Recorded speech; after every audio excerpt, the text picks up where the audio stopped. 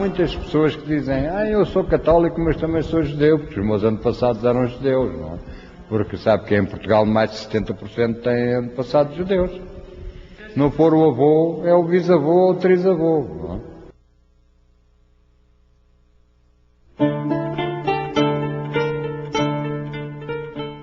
Esta viagem começa no extremo sul de Portugal, onde o mar é azul e frio, as casas brancas e os visitantes vêm dos países do norte da Europa, atrás de calor e boa comida.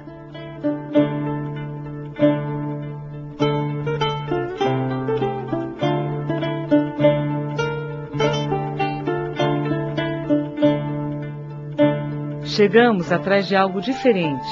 Num misto de expectativa e curiosidade, entramos em Portugal por terra, vindas de Sevilha, na Espanha. Quem sabe, fazendo o mesmo trajeto que há mais de 500 anos fizeram milhares de homens, mulheres e crianças, em busca de um lugar onde pudessem simplesmente viver.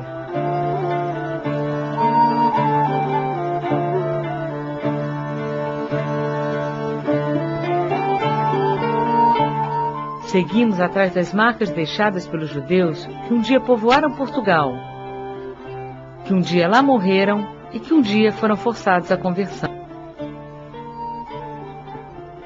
Normalmente aquelas pessoas com apelidos de árvores, os carvalhos, as nogueiras, as pereiras, as oliveiras, os silvas, e não só, pois há os caetanos, Pessoas, Amorins, Rodrigues, Lopes, Cardoso, Sousas, Nunes, Mendes, Azevedos. Essas pessoas têm antepassados judeus. Aqueles que não se curvaram à máquina de morte instituída pela Igreja Católica na figura do Santo Ofício e continuaram secretamente acreditando em seu Deus, foram jogados à margem da história e submetidos a humilhações e torturas inimagináveis. São eles os marranos, conversos de nome, não de alma. Dom Manuel, depois que ele ordenou a conversão forçada de todos os judeus ao catolicismo, ele ficou preocupado e assustou-se com o grande número de judeus que quiseram sair. E ele então fechou os portos, fechou todas as saídas e não permitiu mais que nenhum judeu deixasse Portugal. Quando Dom Manuel morre, a tradição do marranismo já estava formada. Porque durante todo o seu reinado, os judeus criaram um hábito de seguir a religião judaica, as cerimônias, o Shabat, a Páscoa, o jejum do Yom Kippur, em suas casas. E quando Dom Manuel morre e sobe ao trono Dom João III, havia rumores em Portugal de que esse judaísmo existia e era secreto. E foi alegando este crime que Dom João III pede a Roma, ao Papa, a autorização para estabelecer um tribunal em Portugal. Até que em 1536, depois de grandes lucros e presentes e dádivas e heranças que a Cúria Romana recebeu, o Papa autorizou o estabelecimento do tribunal. E em 1536, o tribunal foi oficialmente estabelecido em Portugal. E ele persistiu durante 285 anos. E foi abolido apenas no século XIX. Em 1755, quase 3 séculos depois do édito de expulsão dos judeus de Portugal, um terrível terremoto destruiu Lisboa. O Marquês de Pombal, que governava na época, ordenou a destruição das listas onde apareciam os nomes de portugueses de origem judaica. Com a medida, cessavam as leis discriminatórias. Segundo historiadores, a iniciativa teve como principal objetivo favorecer a burguesia, formada na maioria por convertidos. Eram estes portugueses que possuíam os recursos para financiar a reconstrução de Lisboa. O fim das listas não significou, porém, o fim das perseguições do Santo Ofício. A Inquisição só foi abolida em Portugal em 1821, mas o estigma da estrela de 6 pontas marca para sempre a figura do judeu. No tempo de Pombal, ainda foram perseguidos alguns judeus, mas depois que ele morre, o principal objetivo da Inquisição transfere-se do campo religioso para o campo político. E aí, então, os portugueses são perseguidos, não mais porque eles praticavam alguma religião em segredo, mas eles são perseguidos por causa de suas ideias. Eram homens que liam Rousseau, que liam Voltaire, que liam Diderot, e isso foi o grande perigo para Portugal no final do século XVIII. Passados mais de 500 anos, as marcas da herança judaica em Portugal estão presentes em mais lugares do que se supõe. Só que é preciso correr atrás delas, literalmente, já que estão incorporadas à arquitetura e ao cotidiano. E em Portugal dizemos azeite. Sabe como é que se diz em hebraico? Zait. Temos uma palavra portuguesa com origem na mesusa. Mesura, fazer uma mesura.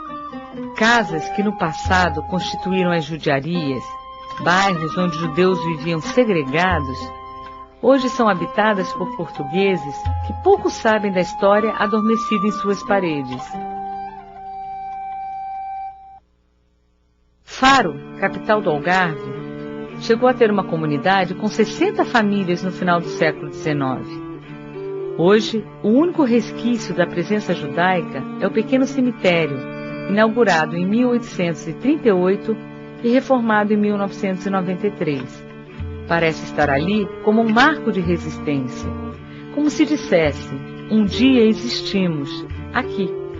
Ao longo da entrada, 18 ciprestes e um portão fechado. Por entre as frestas de ferro, alguns takes roubados desse pequeno pedaço de memória.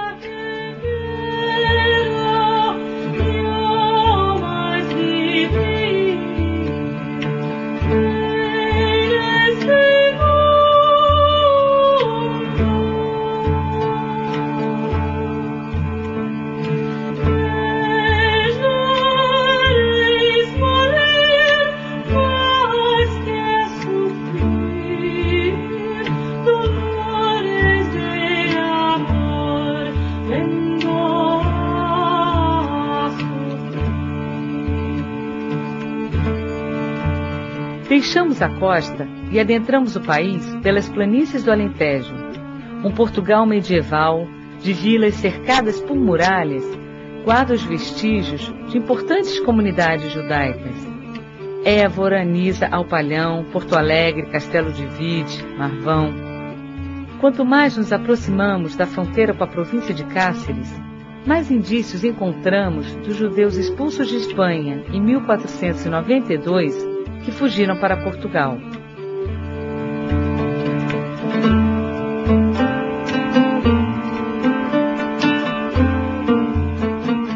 O legado judaico é inegavelmente parte do patrimônio cultural do povo português. Referências que resistiram ao calor das fogueiras permanecem nos nomes de ruas e bairros, nos umbrais das portas.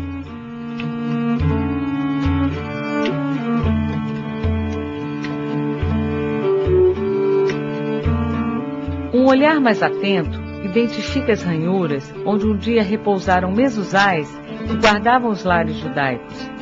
Foram arrancadas.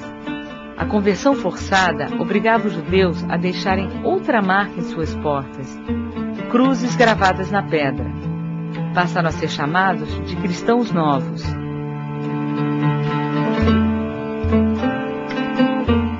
Muitos judeus convertidos se casaram com cristãos velhos e continuaram a praticar o judaísmo secretamente. Outros, no entanto, abraçaram a nova fé, abandonando o judaísmo, mas não escaparam da perseguição.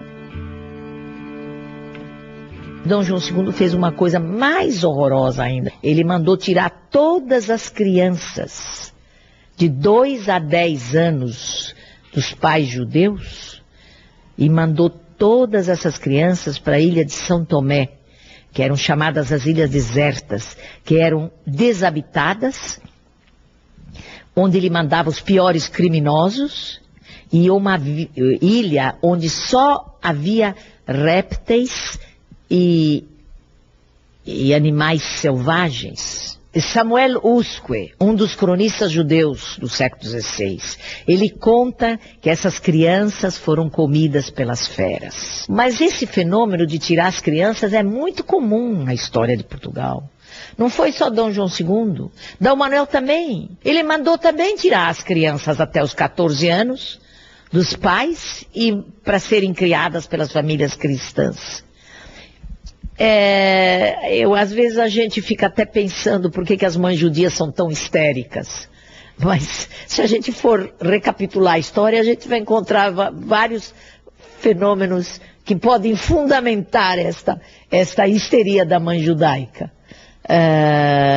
Que em vários momentos da história nós encontramos a vingança feita com as crianças.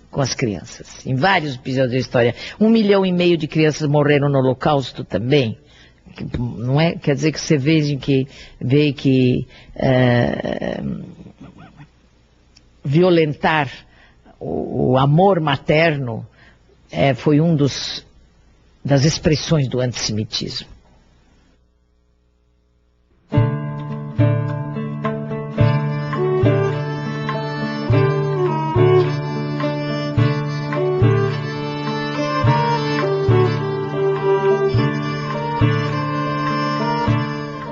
Na cidade de Évora, que recebeu o título da Unesco de Patrimônio Mundial, existiu uma das maiores judiarias do país.